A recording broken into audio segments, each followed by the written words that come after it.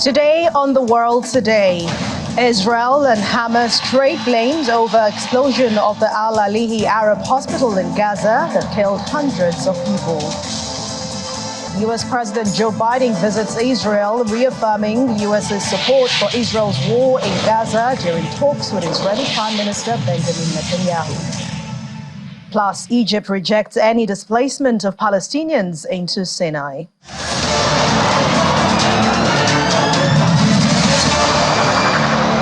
Thank you for joining us on The World Today at this time on Channels Television. I'm Anne Nwawado here in Lagos.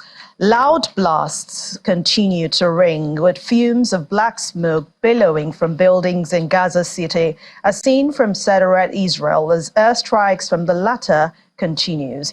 But earlier, a huge explosion was reported at a Gaza hospital which killed hundreds of Palestinians. The Palestinian officials blame an Israeli airstrike for the huge blast and the fireball which engulfed the Al-Ali Al-Arabi hospital. But Israel has denied responsibility, saying the blast was caused by a failed rocket launch by the Palestinian Islamic Jihad militant group, which also denies the blame. While the United Nations says that half of Gaza's population has already been driven from their homes, and Israel has ordered civilians to evacuate the entire northern half of the enclave, forcing families to cram into houses, schools, and makeshift shelters in the southern half. But even as it continues to pound the breath of the enclave with airstrikes. The Palestinian Health Ministry says that 471 people have been killed in the blast at the hospital, with 314 of them injured. Video showed ambulances carrying wounded men and children arriving at the Gaza city of Al-Shifa Hospital, which is 1.5 kilometers away from Al-Ali Al-Arabi Hospital. The ministry says that since Israel began its airstrikes on Gaza, 3,478 people have so far been killed, with 12,065 injured.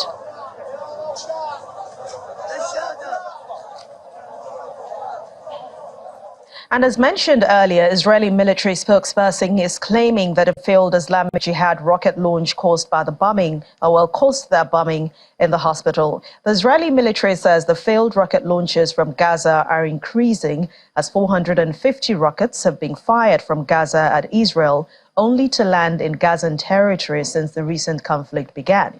The spokesperson, Daniel Hagari, said only location damaged was a car park outside the hospital, and he argues Israeli strikes would have caused a more significant aftermath, like craters and structural damage. The blast is the bloodiest single incident in Gaza since Israel launched a bombing campaign to retaliate for an October 7 Hamas assault on southern Israeli communities. I can confirm that an analysis of the IDF operational systems indicates that a barrage of rockets was fired by terrorists in Gaza, passing in close proximity to the Al-Ali Al-Ma'adi hospital in Gaza at the time it was hit. Intelligence from few sources that we have in our hands indicates that the Islamic Jihad is responsible for the failed rocket launch which hit the hospital in Gaza. I repeat, this is the responsibility of Islamic Jihad that killed innocents in the hospital in Gaza. While Israel's military held an English-language briefing televised shortly before U.S. President Joe Biden landed in Israel, where Chief Military Spokesman Rear Admiral Daniel Hagari accused Hamas of inflating the number of casualties from that explosion. He says there is no evidence of a direct hit on the hospital in the Gaza Strip. At 6:15 p.m., a barrage of rockets was fired by Hamas to Israel.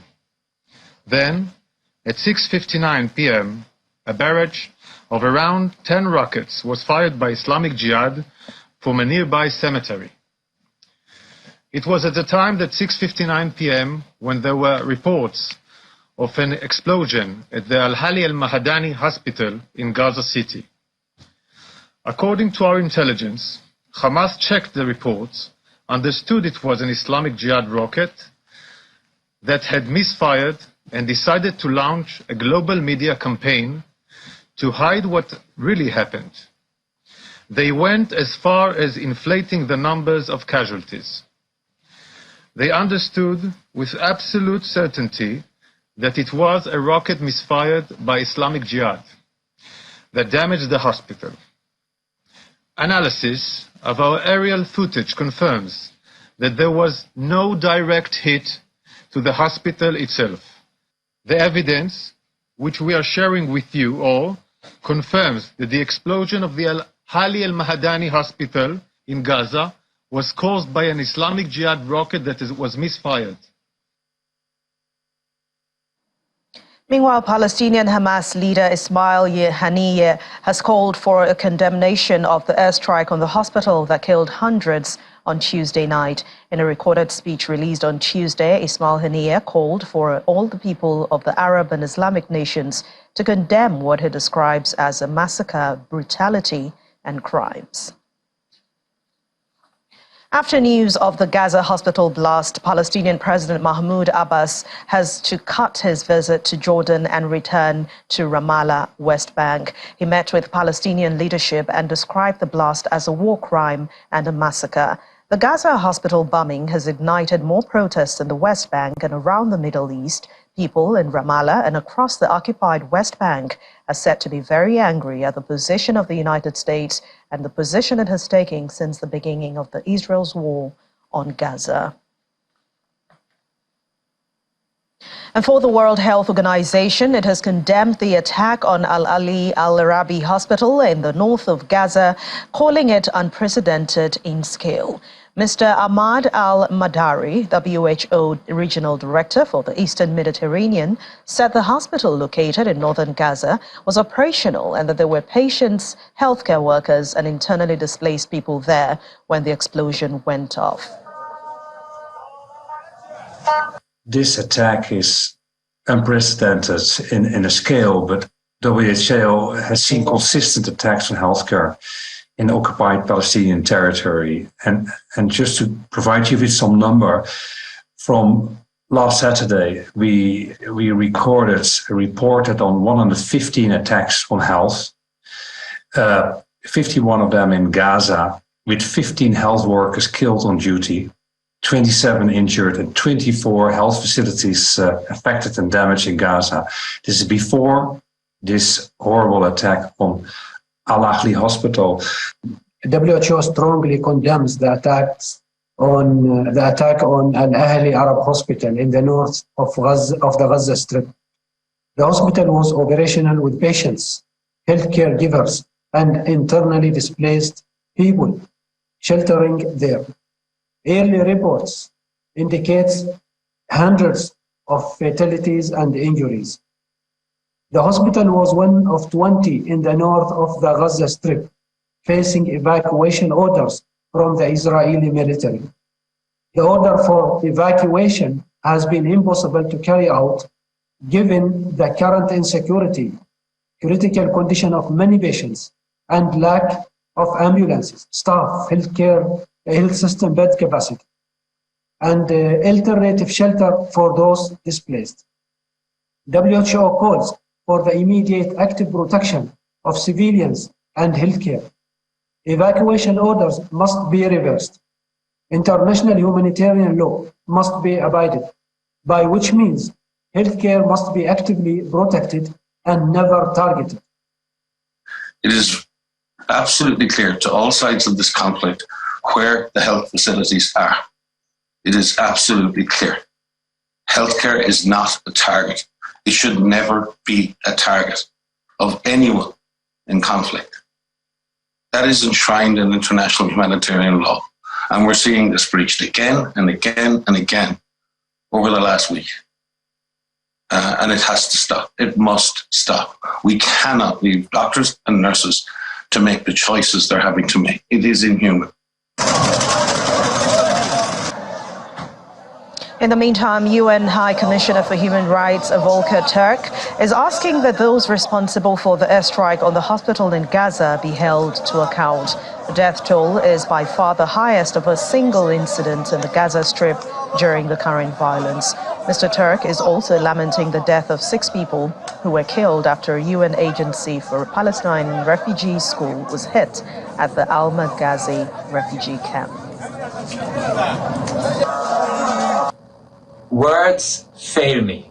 Tonight, hundreds of people were killed horrifically in a massive strike at Al Ali Arab Hospital in Gaza City, including patients, healthcare workers, and families that had been seeking refuge in and around the hospital. Once again, the most vulnerable. This is totally unacceptable. At least 6 people were also killed this afternoon when an UNRWA school was hit in Al Maghazi refugee camp in Gaza's middle area. The school had been serving as a shelter for some 4,000 people seeking refuge. Hospitals are sacrosanct, and they must be protected at all costs.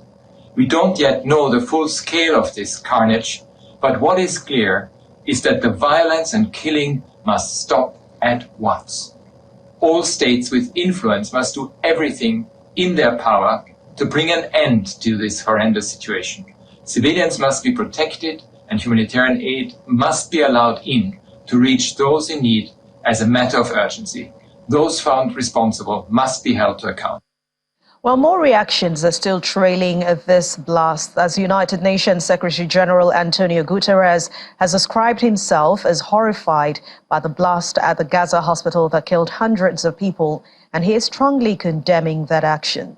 Speaking at the opening ceremony of the Belt and Road Forum in Beijing, China, Mr. Guterres said he condemned the Hamas attack against civilians in Israel and called for an immediate humanitarian ceasefire.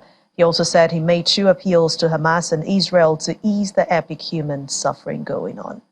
Immediately before departing for Beijing, I made 2 urgent humanitarian appeals to Hamas for the immediate and unconditional release of the hostages, to Israel to immediately allow unrestricted access of humanitarian aid to respond to the most basic needs of the people of Gaza, the overwhelming majority of whom are women and children. They cannot justify the acts of terror against civilians committed by Hamas on October 7 that I immediately condemned. But those attacks cannot justify the collective punishment of the Palestinian people. Each of my 2 humanitarian appeals have a value in themselves. They are not bargaining chips, they are simply the right things to do. And I am horrified by the hundreds of people killed at Al Ahli Hospital this same day in Gaza by a strike that I strongly condemned earlier today. I call for an immediate humanitarian ceasefire to provide sufficient time and space to help realize my 2 appeals and to ease the epic human suffering we are witnessing. Too many lives and the fate of the entire region hang on the balance. Russian President Vladimir Putin has called the strike on the Gaza hospital a terrible catastrophe that showed the conflict should be ended. Russia, which has relationships with Iran, Hamas, major Arab powers, as well as the Palestinians and with Israel, has repeatedly said the United States and the West have ignored the need for an independent Palestinian state within 1967 borders. Mr. Putin on Monday spoke to Iranian President Ibrahim Raisi, Syrian President Bashar al-Assad, Egyptian President Abdel Fattah al-Sisi, Palestinian Authority President Mahmoud Abbas, and Israeli Prime Minister Benjamin Netanyahu. In those talks, Mr. Putin said he had formed the impression that no major players wanted the conflict to escalate. He also said that he had discussed the situation with Mr. Xi Jinping. European leaders have also condemned Tuesday's attack on the Gaza hospital. The EU Commission President Ursula von der Leyen and the EU Parliament President Roberta Metsola both deplored the loss of civilian life and saying those responsible should be held accountable. While the European Union and its member governments all condemned the Hamas assault from Gaza, which killed some 1,300 Israelis, they diverged on other political statements and policy implications. The disarray is said to have exposed old divisions within the European Union on the Middle East and underscored the severe limits of its influence in the region. Last night, a senseless tragedy has shocked us all. A hospital in Gaza, sheltering hundreds of wounded people, was turned into a hell of fire. The scenes from Al Ali Hospital are horrifying and distressing. There is no excuse for hitting a hospital full of civilians. All facts need to be established, And those responsible must be held accountable. In this tragic hour, we must all redouble our efforts to protect civilians from the fury of this war. EU leaders met yesterday in an extraordinary European Council meeting. The Al Ahli Arabi Baptist Hospital in Gaza was bombed and hundreds of innocent lives were lost. The devastation of the hospital is horrific and unjustifiable, and we must ensure we continue to shed light on what happened. As the tragedy in the Middle East continues to unfold, it is once again the innocent who are forced to pay the price. Still ahead on the world today, the war in Ukraine is still on, and Ukraine officials say 2 people were killed in Russian attack on Zaporizhia region. To bring you the details, please stay with us.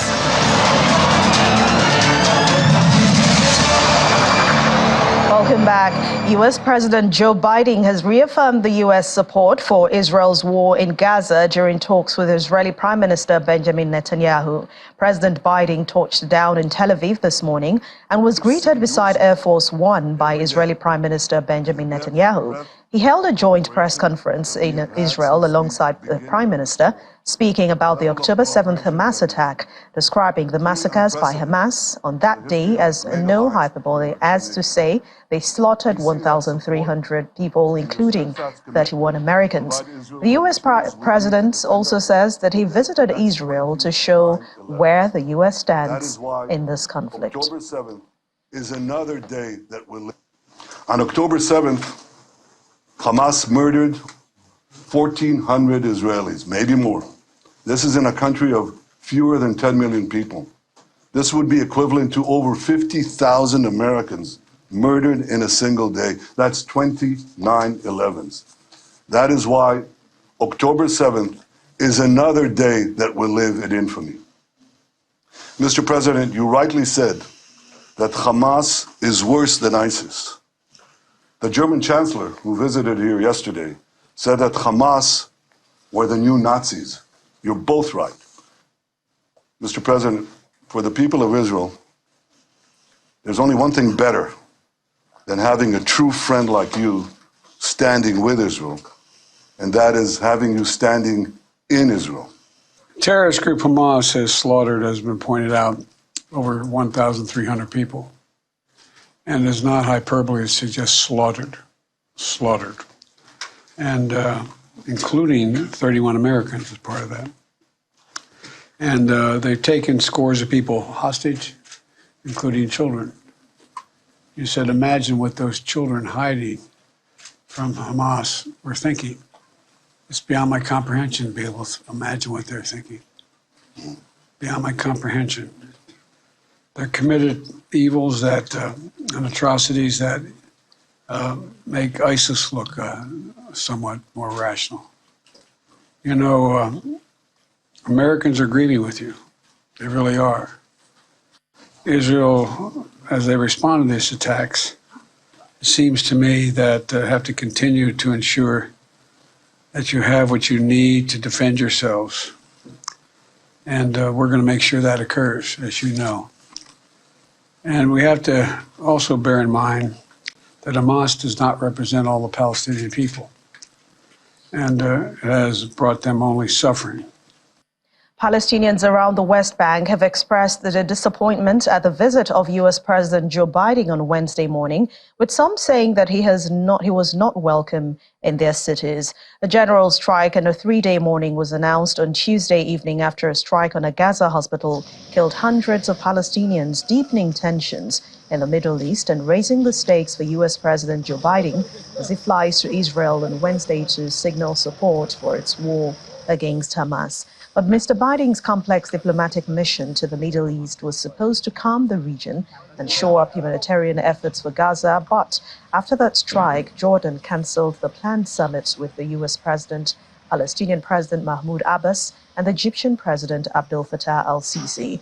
The strike attracted international condemnation from different countries, as we've been telling you since, and Mr. Abbas also cancelled plans to meet Mr. Biden.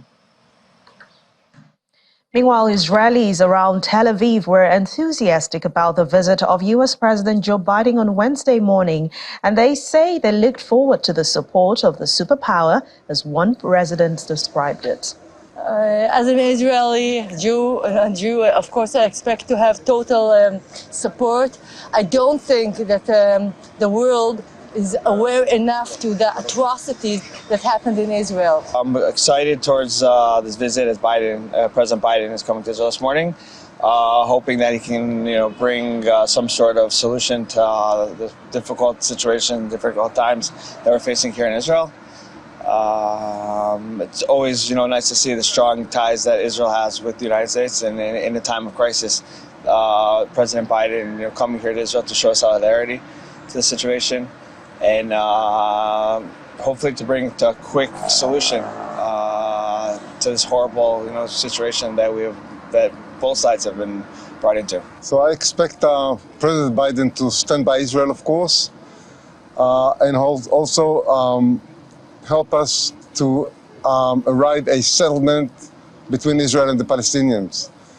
I think that eventually, at the end of the day, there is a need for a peace treaty, a peace solution between Israel and the Palestinians. A peace treaty that will not include Hamas. Hamas should go away, but Israel should strive to end the conflict with the Palestinians by a peaceful agreement that will enable a Palestinian state to peacefully exist next to the Israeli state. And I am hoping that Biden and the American public as a whole will support this goal. And joining us now is Salia Mendoza, VOA correspondent in Israel and Jerusalem. Thank you very much for joining us on The World today. Thank you so much for having me. So what more can you tell us about yesterday's strike on the Gaza hospital last night, which Israel and Hamas and even the Palestine Islamic Jihad have all denied? Over the past few hours, there's been a lot of communication between the authorities and the United States intelligence assets in the ground. And as you mentioned, the authorities in Israel deny any responsibility of this attack. But we know as of right now that the NSC, the National Security Council of the United States, came out with the information that says that their intelligence and satellite imagery shows that the hit that caused the destruction on the hospital did not come from Israel. It's believed that it actually came from inside Gaza, according to the information given today by the United States authorities. The President Joe Biden had made those comments very clear at the beginning of his remarks at the end of the day here in this hotel where he met the Prime Minister Benjamin Netanyahu. One of the things that he said is, now we have information that shows that the missile came from within Gaza, and it could have been a mistake, an error in the way it was launched that caused the life of all these civilians. And he says that they don't know exactly the name of the group. That's different from the intelligence that we heard from the government of Israel, in which they have named somebody in particular. But the investigations continue. And when he was asked specifically how he knew this, he said to one of the reporters before his remarks that it was because data from the Defense Department has shown that.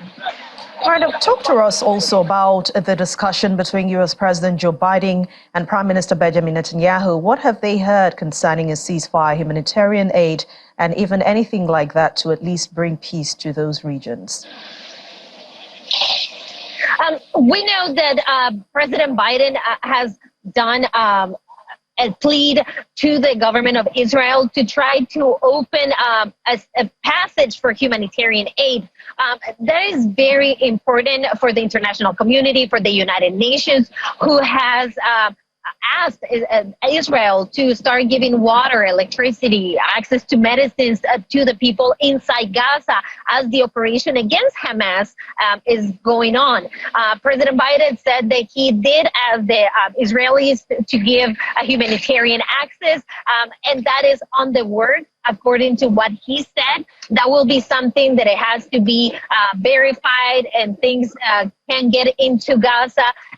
He explained that the main worry of the government of Israel is that some of that humanitarian aid end up in the hands of Hamas, and that's why it will be checkpoints. Nothing has been established yet, but it's a process that he is brokering. And he also said that he has asked the Red Cross and has been asking Hamas, or made a call to Hamas, to let the Red Cross to go inside Gaza and to be able to verify the health and the condition of the members of that group of 199 that were kidnapped and held hostage right now in Gaza by Hamas. Also, the President of the United States, he said today that he's pledging $100 million in humanitarian aid that will be given to Gaza, as well as to the West Bank and the occupied territory. According to the U.S. calculation, the amount will be able to provide assistance to about 1 million Palestinians. But we also understand that Prime Minister Netanyahu said that Israel will do everything it can to keep civilians out of harm's way. Israel has also reiterated calls in the past for Gaza City to evacuate. How does Israel plan to keep civilians out of harm's way in all of these fights? Okay. I need to run away because we are getting an alert from the one bombing. Okay, please stay safe. So we're just running away because we're trying all right. We're getting all right, an Celia, alert. thank you.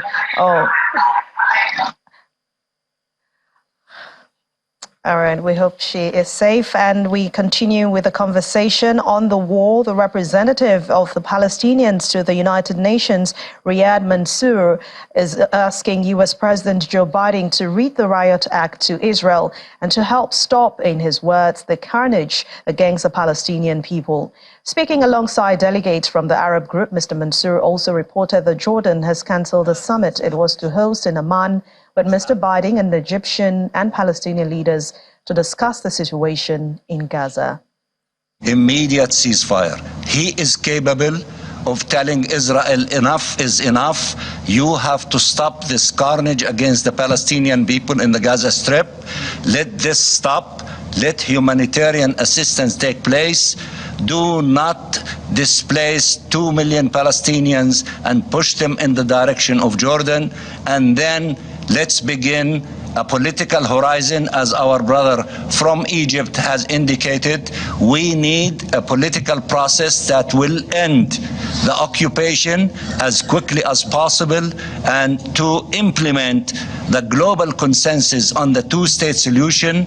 Our state will be on the 4th of June of 1967 borders with East Jerusalem as its capital. If we start as quickly as possible moving in the direction of that option, where there is global consensus around it, then it means that those who are stubborn, who think that they can solve the problem by eliminating the Palestinian people, to wake up and to see that the only possible option is to end the occupation and to allow for the two-state solution to take place. The cancellation of the summit, first of all, President Abbas said that he cannot attend, and he went back to Ramallah, and I expect him that he is speaking to giving a national speech as we speak now. It might be in your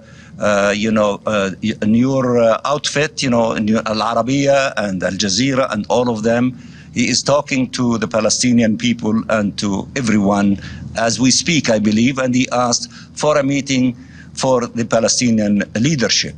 So that's what he did. I understand that our Egyptian brothers canceled the hotels of their today after this massacre. Therefore, they canceled the participation, but I think my brother will speak to that. Yes, and then of course our Jordanian brothers said that we cannot have a summit with these conditions. We don't know what the other President Biden is still going there or not, but He canceled President Biden too? Okay, so that, because the only thing that would make sense if he made ceasefire immediately, and I'm coming to force the implementation of ceasefire. During this conflict, there have been ideas circulating that Israel wants to relocate Gaza's 2.3 million residents to Egypt's Sinai desert. But Egyptian President Abdel Fattah al-Sisi has addressed this at a news conference with German Chancellor Olaf Scholz. According to him, Egyptians will reject the forced displacement of millions of Palestinians into Sinai, adding that any such move will turn the peninsula into a base for attacks against Israel. He adds that the Gaza Strip is effectively under Israeli control and Palestinians could instead be moved to Israel's Negev desert till the militants are dealt with. The border between Israel's Egypt's Sinai Peninsula and the Gaza Strip is the site of the only land crossing from the Palestinian territory that is not controlled by Israel. He warned that if this was to happen, then the Egyptian people could go out and protest in their millions. Cairo has already warned that if Palestinians left their land, it would liquidate Palestinian hopes of statehood. But it will also be very dangerous for the Egyptian government if it was to see as complicit in any such deal, igniting public anger in the Arab world. Also, any influx of people will also deepen Egypt's current economic crisis, raising security fears in its restive Sinai region. Protests continue around the world. In Iran, massive crowds marched on Tehran streets till the early hours of today, protesting against the hospital strike in the north of the Gaza Strip that killed hundreds of people. Protesters marched from Palestine Square to the French and British embassies, rallying until 3 a.m. Tehran time. Dozens were seen setting the Israeli national flag ablaze to loud cheers while chanting "Death to Israel." And tear gas was also fired near the U.S. Embassy in Lebanon as protesters were angry about the bombing, which hit the Gaza hospital where more than 100 protesters gathered near the U.S. Embassy in Afar carrying Palestinian flags. As security forces sprayed water and fired tear gas towards demonstrators who started rocking the fence.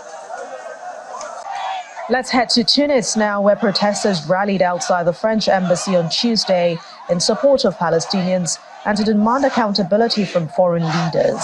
Waving Palestinian flags, demonstrators like local politician Hama Hamemi demanded the expulsion of French and U.S. ambassadors and ambassadors of what he called aggressor countries.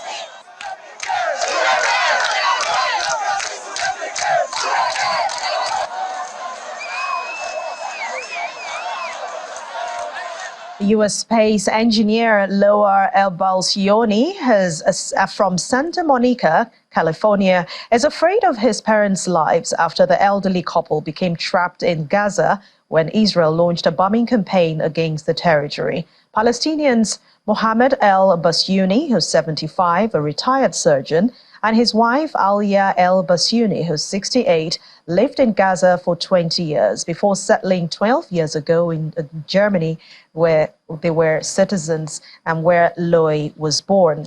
But in June, they traveled to their house in the town of Beit Hanun in northern Gaza to visit family, planning to return to Germany in November this year. After Israel ordered all civilians to leave the northern half of Gaza last week, they made the journey south with thousands of other people to Gaza City, where Mohammed has an unused clinic. They have been sheltering there ever since, unable to walk far and afraid to leave. I mean, every second I think, it's like I think it might be without my parents. It's like, I don't think this is normal. Just think that every time I talk to them, it kind of be the last time. It's like, how should I feel? I don't know anything about my parents for like 7 days. I just talked to them for a minute. My brother told me don't talk to them more than a minute because their phone battery gonna run out, and then we're not gonna know anything. I don't know. How should I think? How would you think? How would you feel? I mean, they don't have food. I mean, my parents were supposed to leave back to Germany in November, so I mean, in a couple more weeks. they're just visiting Gaza, and so they don't really have any stock of food. You know, I mean, it's really, really dire situation. Like they just say death everywhere. You can smell it. You can smell, you know, you can smell people under buildings. I mean, it's just really, you know, I don't even know how to describe it. I mean, it's very catastrophic. I'm fearing for my parents' life, and I don't even know what to do. I mean, the thing is, when I'm talking to them, they only respond is like, "Alhamdulillah, we are alive." You know, that's, you know, there's, you know, like my mom said, we don't care about food, we don't care about anything. We just like, we got, you know, my mom is grateful that she actually have a bathroom, because she said most people who evacuated there on the roads, there's like no privacy, nothing. You know, there's thousands of people walking in the streets. People like, I mean, just, you know, like just being moved from one place to the next.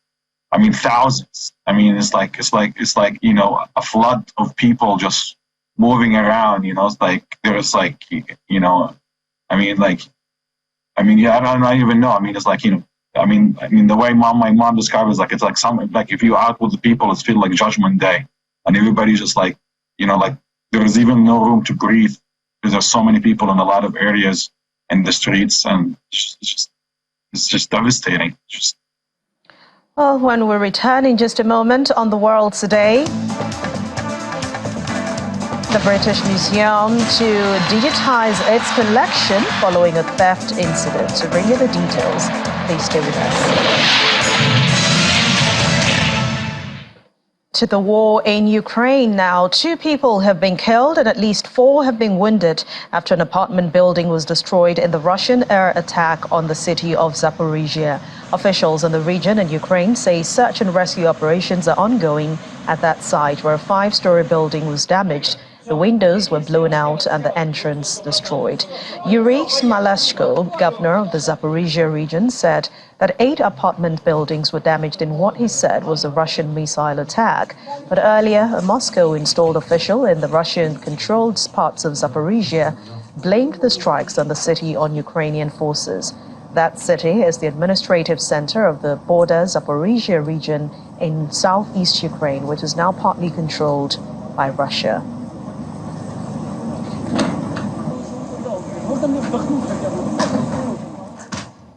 With almost all votes counted in Liberia's election, President George Weah and his main rival, Joseph Boakai, are still running neck and neck and may have to go into runoffs.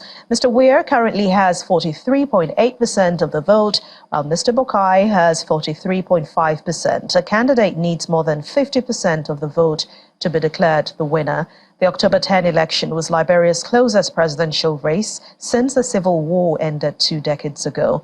Voting is set to be repeated in some parts of Sinor, Nimba, and Montserrado counties on Friday after ballots were tampered with by unknown people. Meanwhile, one of Nigeria's foremost election observer groups, Yaga Africa, is making recommendations for further electoral reforms to Nigeria. The suggestions are against the backdrop of the recent election observation mission that Yaga Africa made to Liberia for the country's general election. These are members of the Yaga Africa Election Observer Mission to Liberia, where they monitored the general election that took place recently, and they are holding this news conference in Abuja to brief on their preliminary report. On October 10, 2023, Liberians filed out to vote in the country's presidential election under the watch of several local and international observer missions. Members of the Yaga Africa Election Observer Group who monitored the exercise speak on their observations in this preliminary report. We did observe a firm commitment on the part of the Electoral Commission to ensure transparency and openness in the management of the results collation or tallying process. The election officials, meticulously enforced the counting and results tallying procedures. And in cases where objections and queries were raised by party agents and observers on matters relating to inconsistencies or computational issues, they were addressed promptly in the full view of everyone. Also, as part of observation, in addition to everything else that has been said, was also the role that the media played. You could see that they had a commitment to independence and fairness. And in the programs that were broadcast, which we were privileged to listen to on radio, we found out that a number of them, were very committed to peace, to fairness, and to patriotism. Beyond these observations, the group is calling for some reforms in Nigeria's electoral system. We're also recommending that INEC should review the format of ballot papers used in Nigeria to include photographs and names of candidates to improve the quality of electoral preferences and reduce, incidence of invalidated votes. But in addition to that the National Assembly also reviews the electoral law to address, some ambiguities in the results collation and transmission process. INEC tries in other parts, but there is room for improvement that INEC can also learn. INEC cannot say it knows everything. Like the issue of the overbloated register, I believe that it is actually overbloated. INEC, like I said earlier, has to find another way whereby it can reduce the number of the people that are already dead that are on that register. Elections in Nigeria are in a cycle of 4 years, and members of the Yaga Africa Group believe strongly that there is an urgent need to pursue those reforms in Nigeria's electoral system ahead of the next general election in 2027. Let's go to our major stories for today, which is the Israel-Hamas-Palestine war. And we have joining us now Professor Bola Akinteriwa, the former Director General at the Nigerian Institute of International Affairs and currently Professor of International Relations at Achievers University in Owo, Ondo State. Thank you very much for joining us on The World today. Thank you. It's always a pleasure being with you. Thank you.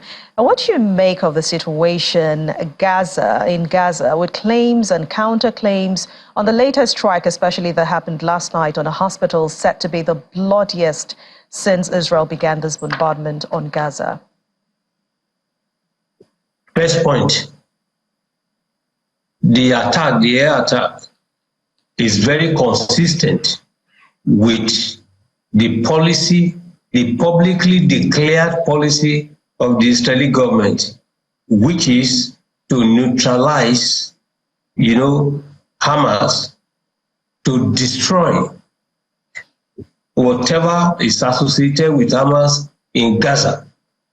So if anybody is surprised that we are witnessing this type of scenarios, I wouldn't see why anybody should be surprised. So it's a manifestation, it's an execution of a publicly declared foreign policy and defense policy attitude. Secondly, when you talk about claims and counterclaims, that simply reminds me of the practice of the use of a diplomatic illness in international relations. When an ambassador doesn't want to do anything, cooperate, they will advance the argument of diplomatic illness. But God himself knows that there's nothing like illness. Nobody is ill. So in the context of Israelo-Palestinian dispute, in this case, we know that Israel had said is going to attack, destroy. So it's just providing a basis for claims and counterclaims. How will Israel want anybody to believe that the attack was not forthcoming from their side? I think that the situation is simply a reflection of criminal violation of international humanitarian law. You see, if they are fighting military installations, military to military, it's understandable. Attacking hospital, children, and at the end of the day, you are talking about democracy. The democracy we are witnessing in the whole world today is democratization, democracy of how better to kill people. And it is most unfortunately. And I think that with the visit, it simply gives a very bad image, all right, to the United States And the insinuation that Joe Biden gave on arrival, saying the attack must have been done by the other team, the other partner, that is the Palestinian, the Hamas, based on intelligence reports, is very ridiculous. Very, very ridiculous. Now, switching to U.S. President Joe Biden's visit, as you mentioned, to Israel, what impact will this have in bringing a solution to the Middle East conflict, even though the U.S. is obviously in support of Israel? 4 quick points. The first one is that it can only deepen the conflict rather than bringing any solution. It can only deepen it. There's no other way you can expect any solution. Secondly, you know, Biden made it clear that following Blinken's earlier visit, a presidential visit, official visit, is the highest level. So when we are talking about the importance of official and working visits, so this is to tell the whole world that Americans are committed at the highest level to ensure that Israel is given a leeway to continue to attack. It's as simple as that. There is also, you know, I would say that it is at best a visit, a show of hypocrisy, because you cannot plan to go to some Arab countries to go and negotiate, to go and ask for ceasefire, when you, as United States, you have partisan interests. I've always said that international law is very clear, very, very clear on this particular point, that look, the principle of mediation in international law is clear.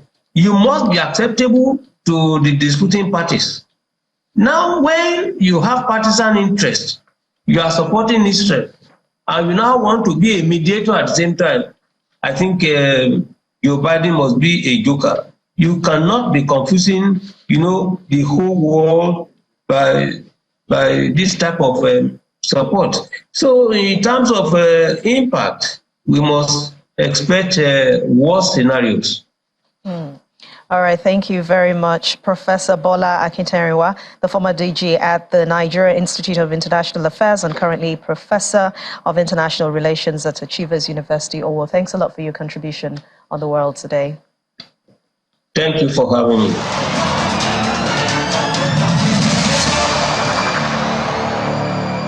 And finally on the program today, the British Museum plans to digitize its entire collection after a theft incident was reported in August, which left some 2,000 artifacts missing. Museum Chair George Osborne told the parliamentary committee the items had been stolen by a member of staff who has been subsequently sacked, and security had since been tightened. The British Museum's interim director, Mark Jones, said about 350 of those items are in the process of being returned. Home to the treasures such as Rosetta Stone and the Parthenon marbles, the British Museum houses one of the world's most visited collections. There is a police investigation. There's an independent review, as you say, Chair. But essentially, we were the victims of an inside job by someone, we believe, who over a long period of time was stealing from the museum and who the museum had put trust in. And obviously, there are lots of lessons to be learned as a result of that. The member of staff has been dismissed by us. The objects have started to be recovered. I can perhaps say more about that. We have changed our whistleblowing code, changed our policy on thefts, tightened up security around the collection, including in the stores. We have an independent review, which we commissioned to give us some lessons learned and recommendations by the end of this year. And we are undertaking a big project, which Mark will, I think, speak more about if you give him the opportunity, to digitize the whole collection so that it's more properly recorded, this great national asset that we have. We've changed the rules governing access to strong rooms, and so now there's nobody who's allowed to go into a strong room on their own. And that in itself, along with a whole lot of other measures, should ensure that the kind of theft that has happened couldn't happen again. Well, current situation is that there are about 350 which are in the process of being returned, and our current estimate is that about 2,000 objects have been stolen.